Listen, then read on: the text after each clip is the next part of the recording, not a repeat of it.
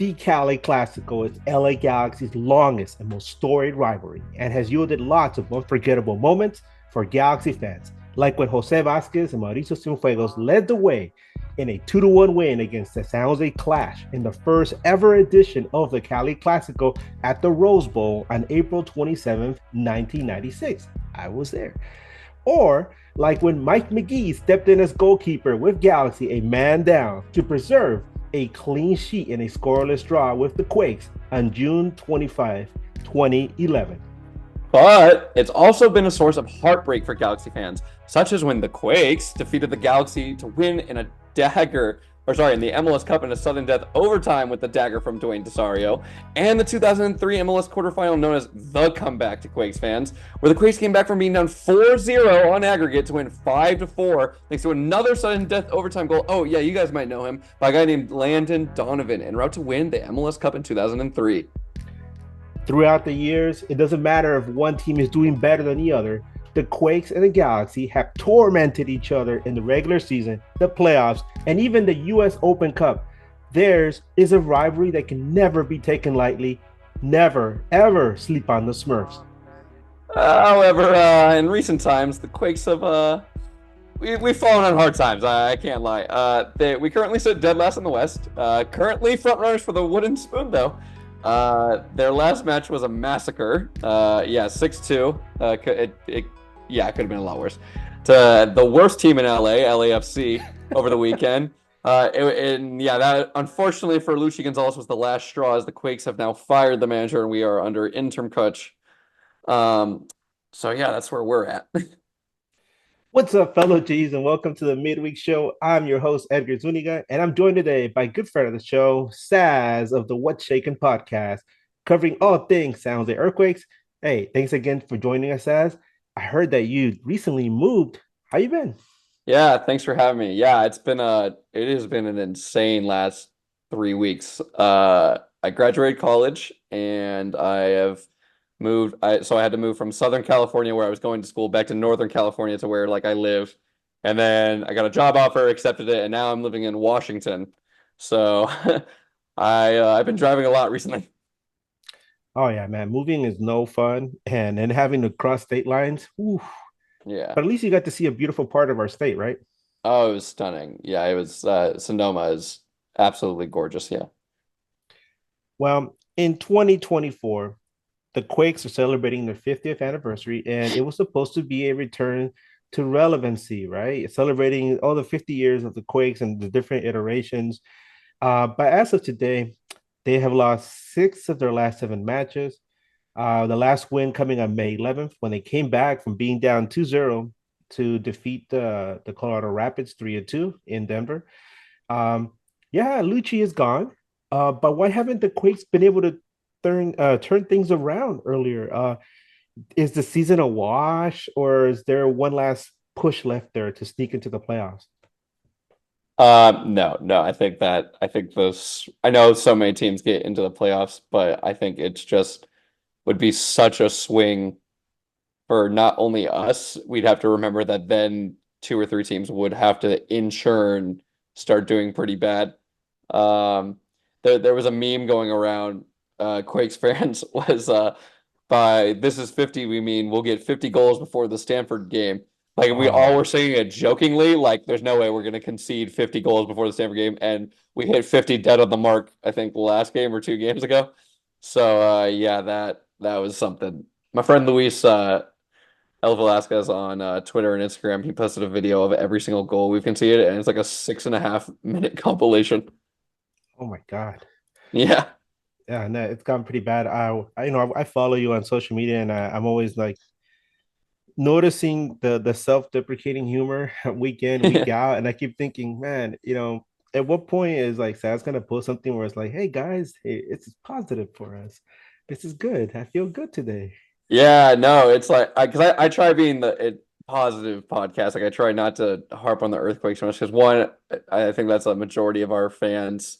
And I think some of our fans have no idea what they're talking about, if I'm going to be completely honest. Some, I'm not saying all.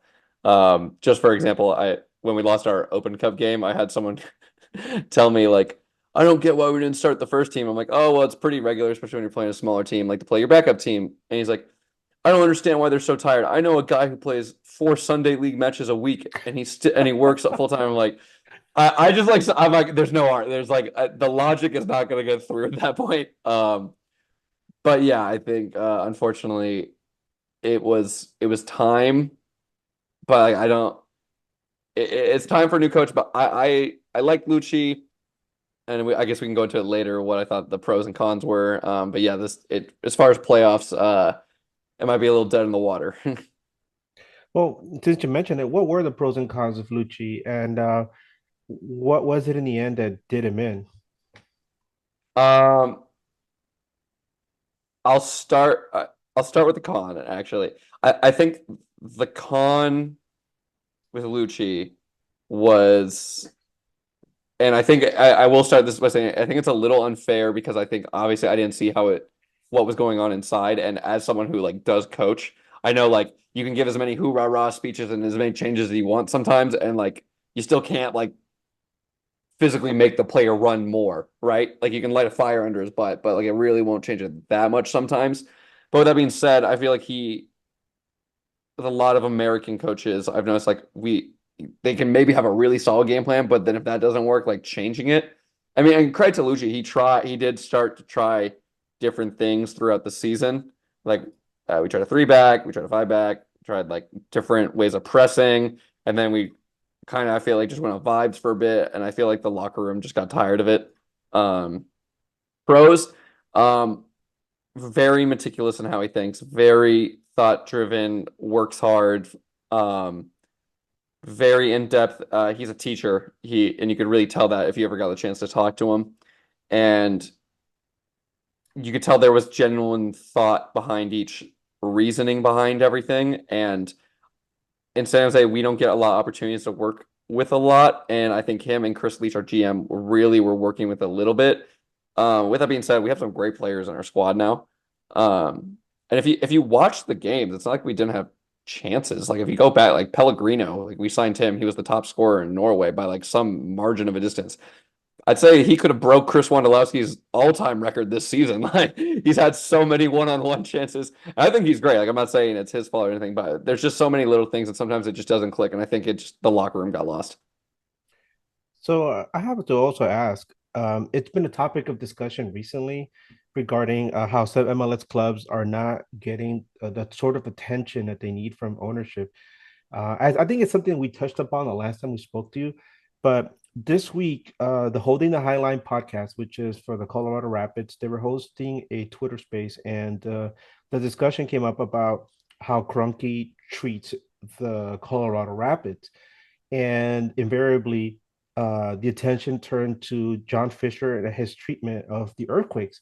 And I'm curious to know if any of this current situation of the Quakes or Lucci's inability to get the most out of his club was because he didn't have the tools necessary, or wasn't given an opportunity to get the best players he could on the club. Yeah, I think I will say in defense of John Fisher, which like I'd never really do, I will say like I don't know what it's like to run an organization. I don't know how much of that is actually important and how much of online is just like, oh, John Fisher, this and this. But to be fair, if you look at the A's from baseball and the Quakes, there is a common theme and it's losing.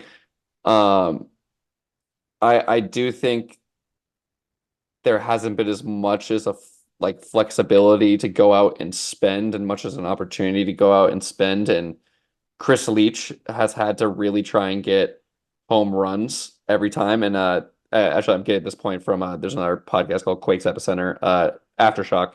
Those guys were talking about that, how he really has to go for a home run every time, and you're just not going to get that on every market. You have to like buy to bring in players. Sometimes you got to buy a bad player, and like we've done that recently. Like it just sucks for him that every transfer's got to be like an 8 or 9 out of 10. So yeah, I think that definitely is a part of it. And from some of the things I've heard, and again, I haven't seen it firsthand, so I can't speak and I can't compare to other clubs because I haven't been involved. I think just some of the things as far as the Quakes regarding the culture and maybe the training setup has, from what I've heard, not been to par as some of the other MLS teams in the league. So some players maybe are shocked when they come, or maybe it's just a bit of a culture change. So I think that also has to play a part of it. But yeah, I guess you could look at John Fisher and say like, yeah, you need to step it up. We need to do this, that, the other, top to bottom, really. You think players talk among themselves regarding the earthquakes, and maybe a former player will go to another team and tell them, yeah, things aren't so great there with the training facilities or the amenities or the access to stuff that stuff that normal you would normally find in another MLS club like the Galaxy, for example, or LAFC, or some of the more successful clubs in this league. You think maybe there's whispers going around the league? Uh, well, I think they're shouting going along as far as when you see the Oh, record, right? Like, but I I think yeah, like I'd imagine, especially nowadays, because it's not like back in the day where it's like if they're on the other team, you want to take their head off, right? Like I feel like a lot of these guys are more so friends. Now, I think we even talked about it last time we were on here. Like the Cali Clasico doesn't really have that like grit it used to, per se.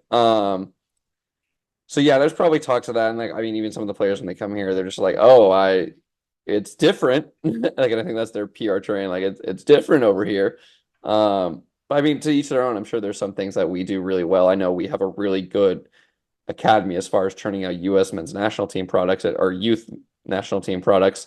So I guess like each comes with its own, right? yeah. Okay. Well, just shifting things over a bit to the teams. LA Galaxy and the San Jose Earthquakes have faced each other more times than any other MLS clubs.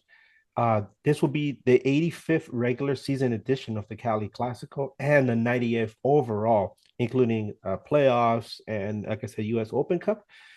In regular season matchups, LA Galaxy are ahead with 39 wins. San Jose has 28, and there's 17 draws between both clubs. Um, LA Galaxy have won 5 of the last 6 times they have played each other, including this April, which was more exciting than it had any reason to be.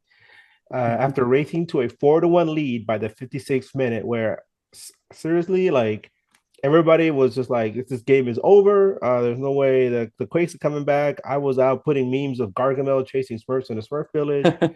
And then LA Galaxy just watched the Quakes get one back 2 minutes later. Okay, so up to 4-2, and then things got really interesting in the 70th minute. Eric Savaleta got a straight red, leaving the Galaxy with 10 men, and San Jose got within one goal just 2 minutes later.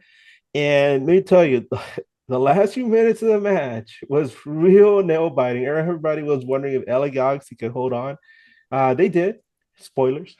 For Galaxy fans, there was a sense of relief and bragging rights over San Jose, but I can imagine that on the flip side, that must have been a very frustrating result for Quakes fans. Oh yeah, sorry, excuse me. I'm gonna pull up. I want to see the times of when the Galaxy versus San Jose, because I remember sitting in the game and when what was the date we last played each other? It was on the April. April Yes, sir. April April. 2024. Yeah, I remember going through an array of emotions. Okay, so I got it here. Yeah. So we concede in the 14th, and then we concede a penalty on the 24th, and then we concede again in the 30th. And I think like at this point, it's just like, okay, it's a bad season. It's whatever. Like, I'm just like, you can't have hope because all that is future pain. Um, Rodriguez gets one back, and it's like, okay, whatever. Like, yeah, we got one, but like I can't like sit on that. And then of course you go back up four, and then we get another one. So now it's 4-2, and it's like I don't remember what minute it was because there was a solid like 10, 20 minutes where we were just nonstop pressing and we were getting chance after chance after chance. We were connecting passes, we were making runs off the ball, we were tracking back, and I'm like, it was almost infuriating as a fan at the time and was after the fact where it's like, why does it take us being down in this fashion to now light this fire and show this ability that we have?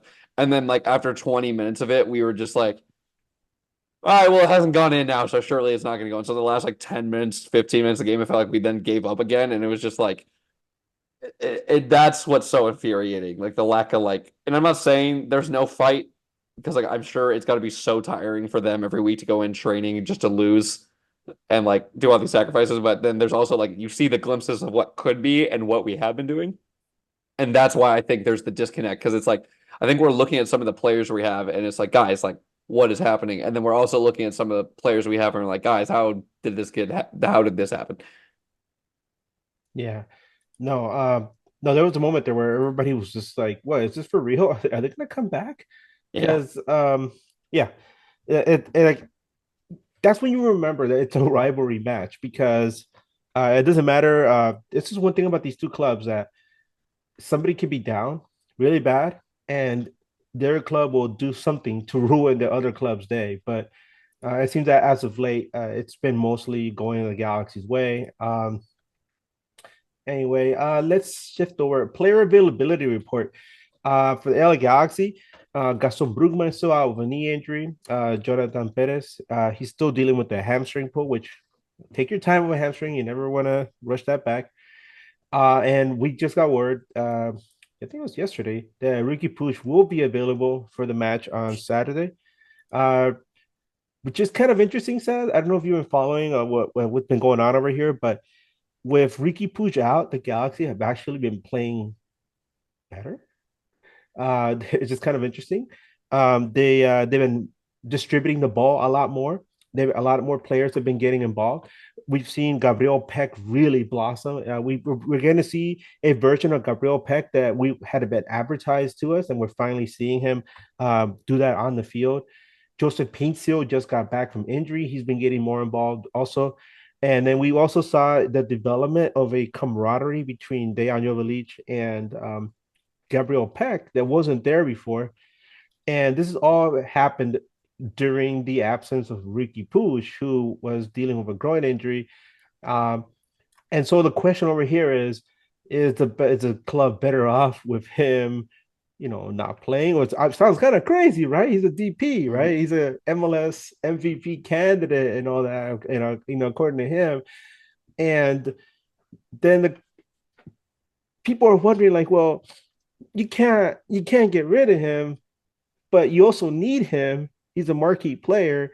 So now it's like, is it up to him to try to work his way into taking his skills and all that talent and making it fit in with Greg Banny's system? And if is he going to be willing to do that? So seeing him against the Earthquakes will be very interesting. I don't think he'll play the full 90. He might start and then get subbed off, or we might see him in the second half. But as of now, he is available. Um, for the Quakes, can you tell us who's available right now and who's out? Yeah, so as far as I know through ability reports, JT Marcinowski and Daniel, both our goalkeepers, are out for pretty much the whole year. Daniel might come back maybe, and JT's making good progress, but I'm pretty sure they're going to be done for the year. Sustained earlier injuries throughout the year. JT last year in a friendly. Carlos Guerrezo, he's on international duty, so he's going to be out. He's a DP defensive mid. I personally think that's better for us. He's out, but big one for us though, Carlos Acapo, our right back in defense. This guy is so good for us. He wins a lot of ball. He gets up the field for us. I think that's a huge loss. Jamar Ricketts, new signing. He wasn't really going to play anyways, but I hope he's better. I think he's got some potential quality that we can maybe use in the future. And then Bruno Wilson, one of our center backs. I'm still fielding out on him, like where I want him. He might be better than the options we have. He hasn't really stood out for me so much. I think the big thing is that Rodriguez is back for us. He's definitely our best defender. But Bruno Wilson is out with a lower body injury, so I'm expecting either Tanner Beeson or Daniel Muni to step back into that position for us. Okay. Let's take a look at the referee who's going to be involved in this match. Pro referee released the assignments on Wednesday. The main referee for this game was going to be a fella named Guido Gonzalez Jr. He sounds like I don't know, like when you create a player and he just Or they the give guy you like from a random Cars. name, some Yeah. PES player, right? Guido Yeah. Gonzalez Jr. Anyway, what's the name that we're not familiar with? Since 2018, this fella Guido has refereed 87 matches, so he's pretty new. but only two LA Galaxy matches, which resulted in a pair of 2-0 losses on the road to both Colorado and Austin FC. He has refereed 7 matches for the Quakes, yielding no wins, 3 draws, 4 losses, with one of those being a 3-3 draw at home at PayPal Park versus Austin. Um, he hands out a lot of yellow cards, including 24 in the last 4 matches, but rarely any red cards. Any thoughts on this? Preston Judd's gonna have a field day if he gets subbed on. Yeah. This guy handed out 10 yellows in one game. Yeah, that should be interesting. Yeah. Maybe it'll spark a fire through everyone, you know? Maybe we'll get a little chippy. Yeah. No, it's funny. No, neither club has won with him in charge. Something's got to give, right? Oh, yeah. It sounds like it's gonna be good for you guys. Oh, come on, man. I'm tossing you a bone here. Come Well, on, say yeah, we're yeah. gonna, Well, you know what I'm hoping for is maybe we got that like that new coach like fire in you. Like whenever a team gets a new yeah. coach for like a month, they get like, oh, we're gonna be great. Like so, yeah. Maybe we're just gonna be fired up. Maybe some people are gonna be like, oh, this is my chance to get back in the lineup or like keep my spot. So it's the Clasico. Who doesn't love this good old Stanford game? It's the best game of the year. I'm really sad I can't make it this year, but it should be great. Okay. So, keeping all these things in mind, what do you think it would take for LA Galaxy to defeat the Quakes? I know you chuckled about that earlier when I mentioned it to you, but seriously, how can LA Galaxy break down the Quakes and put some goals in the net? Well, my answer to you before we got on was just play the game, and I think that will happen. Um, Obviously, I don't think any major changes are going to happen within the last week of firing our coach and having most of the same staff. Um, it's on us. Like we just struggle to focus for 90 minutes, even like 50, 60 minutes. You will catch us out on a counter or someone giving a bad giveaway, or just honestly, we haven't had great luck. Um, I'm trying to think like who the starting lineup would be as well. Like it's probably just gonna be the same guys, but yeah, I think you will catch us out. I think I'm scared for Blessing as well, especially with some of our guys out the pace and him going in behind. We've been putting Paul Marie in it either left or right back, and I think Paul Marie's great. He had a great season. He was like top 10 in tackles last season. He didn't even play like more than three-fourths of the games. But he just fell out of favor with the coach. And now he's been back, and you can see he's still shaking off a bit of the rust. And then our back line, like one of them's got pace, one of them does not. Or depending on who the other guy is that subs in, he's a little inexperienced. So I do think it is just a thing of like if you are just moving off the ball and you are making runs that we just are gonna have trouble focusing for 90 minutes. Yeah, for the LA Galaxy, at beginning of the season, they had a lot of issues with set pieces, Hmm. and they've managed to work on that, and so it's no longer like much of an issue.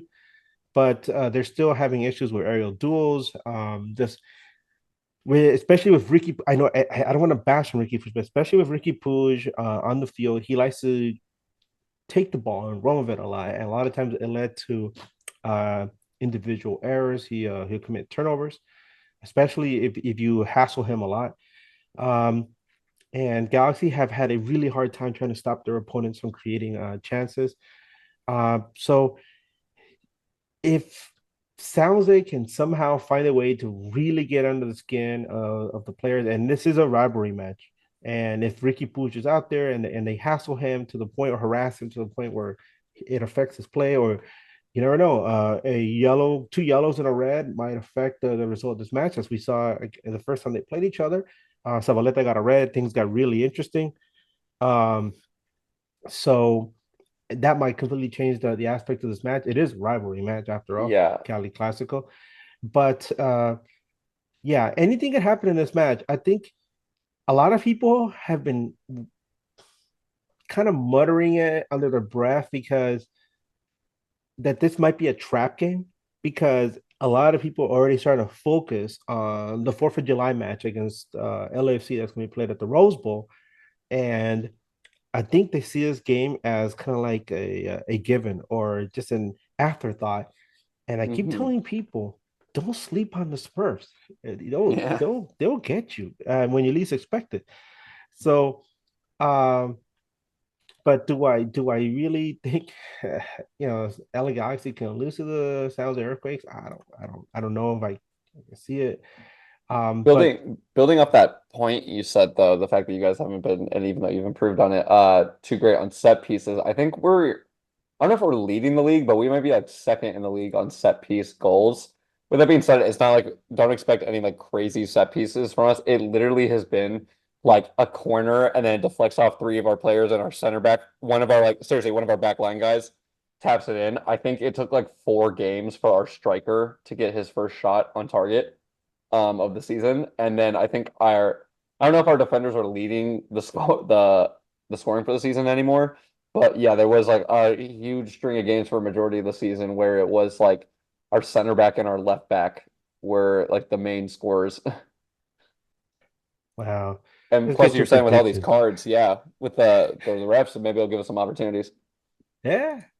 So let's get your predictions, Saz. I'll let you go first since you're the guest. Oh God. You know what? Given this is 50, I'm going 5-0 Earthquakes. Damn. Really? No. I'm gonna go 3-1 LA, maybe.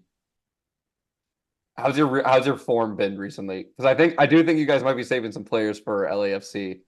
Galaxy has won 3 games in a row, and they won 6 of the last 7. I mean, 5 of the last 6. So they're in really good form right now. They're like probably at the peak of the season right now.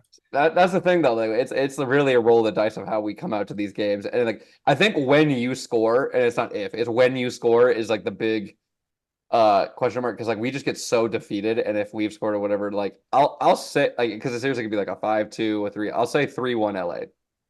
Okay. Yeah, like I said, you never know with these games because just a few weeks ago, Galaxy was riding a 2-game winning streak, and they were going into Chicago. Chicago team that Galaxy had not lost to in 14 years, and everybody was saying, "Oh, that's it. They're gonna get that third win in a row." And Chicago pulled off the 2-1 shocker, right? And so that was interesting, right? First time in 14 years you beat them, and so that's why I say in MLS you never know. It's one of the things that's fascinating about this league. But realistically speaking, I think the only thing that the Earthquakes can maybe count on is if LA Galaxy is caught looking ahead without paying attention to who's in front of them at that particular moment. Um, that being said, I do think Galaxy can shut down the Earthquakes. I'll say 3-0. Do you think you think that's a pretty fair assessment? Yeah, I will say though, and we haven't talked about him. Hernan Lopez has been so good for us, and I hope he does not leave after 1 year. Like I this because Christian Espinoza has been our other really good guy, and I think at a certain point, John Fisher needs to make a donation to the Argentinian economy because they have been the saving factors in the last few games. But I bank on us getting some sort of goal because it is very Quakes like to be like give us just this like as soon as we're about to like give up, give us the slightest bit of hope again just to crush it again. Do you see any changes coming in the summer transfer window? Do you think the club's going to make a push to bring somebody in to at least maybe give you some push towards the end of the season? Yeah, there's already rumors of I think this is public of I believe midfielders and forwards. I think the back line they're saying we're just gonna deal with it. I think they're saying like it's fine. Like even though we've conceded a lot, which like on like to some extent I can agree that we have the players for it. We just maybe need to get a system. I think they're looking up for some reinforcements in the midfield and forward line. Okay. Yeah, over here we just keep hearing the same stuff about Marco Royce. Marco Royce is coming. Lewa, yeah. Um yeah, these things, especially with these elite players, they're pretty delicate, dealings. So as of right now, we just keep hearing that they're in negotiations. I wouldn't be surprised if we end up seeing him come over in the summer. Obviously, there's been there was a rumor for a while that maybe Lewandowski might come over as well, and I think that's kind of crazy. But for now, just getting Marco Royce in there and having him play limited minutes in the towards the second half of the season would be real beneficial to this team because one of the important things is maintaining a healthy roster, something that Galaxy has benefited from for throughout most of the season. Unlike last year, where like almost they had 11 players. I mean, out of 11 players, I think they had like 6 or 7 starters out at the end of the season. But anyway, looking forward to a very entertaining match this weekend. The Cali Clasico usually has a lot of very entertaining chapters throughout its history. Um, as I'm wearing, I was showing you earlier, I got my MLS Cup 2001 patch there. I'm an MLS sicko, but you know what? That's part of the lore that makes this rivalry so great. Thanks again, Saz, for joining us, man. I Yeah, know of you had course. a rough week moving, but thank you Yeah. for joining us. It was just a long drive. It was a beautiful drive, though. The Pacific Northwest has treated me well so far. Except Portland. I did not like Portland. That was not fun. But and actually most of Oregon. You know what? I like Washington so far. But yeah, no, thanks for always having me. It's a very fun podcast, very well researched. You do a lot of work, and it's refreshing and fun to come on here. Oh, thank you. Appreciate it. Yeah, of course, yeah. By the way, I think you should roll up to a Sounders game wearing that shirt and say, Oh "What's no, up, my no. homies?" I have a big flag I'm bringing it around my neck. I'm gonna wave. Oh I'm gonna my do all god! the supporters chants of "Vamos." I'm gonna sit right above where the coaches are and like the players are, and I'm gonna just like be heckling Seattle and be like, "Let's go, boys!" Oh god! Rest in peace, Saz. Yeah, yeah. I'm gonna yell at Seattle, "Fight and lose." Well, thanks again. Tell us where people can find you on social media if they want to follow you or keep up with anything San Jose earthquakes related, and also where they can send flowers. After Yeah, we find out the San Jose, I mean the yeah, Sounders yeah. fans took care of you. Yeah, no, for sure. As far as San Jose earthquake stuff, I'm taking a small break right now. Because I was in my final quarter of college. I want to make sure I was able to walk. Not that my grades are bad, but just to be safe. And then now I'm working, and then once work actually starts, I'm going to see if I can handle the free time to do the podcast. But that's at What's Shakin. You can find that on YouTube, TikTok, Instagram, any social media, Spotify. Um, but if you are really interested in San Jose earthquake stuff, and even though I'm not providing right now, there's many good ones out there. You got Tectonic Takes, you got Quakes Epicenter / Aftershock. Um, we are a small community, but we are a loud and proud is a word. But yeah, thanks for having me. Yeah, Jessica Smurf Village, right? Yeah. Yeah, Every family has and, their and problems, right? but the Smurfs always did take down Gargamel at some point, right? Yeah. Just waiting for that long time.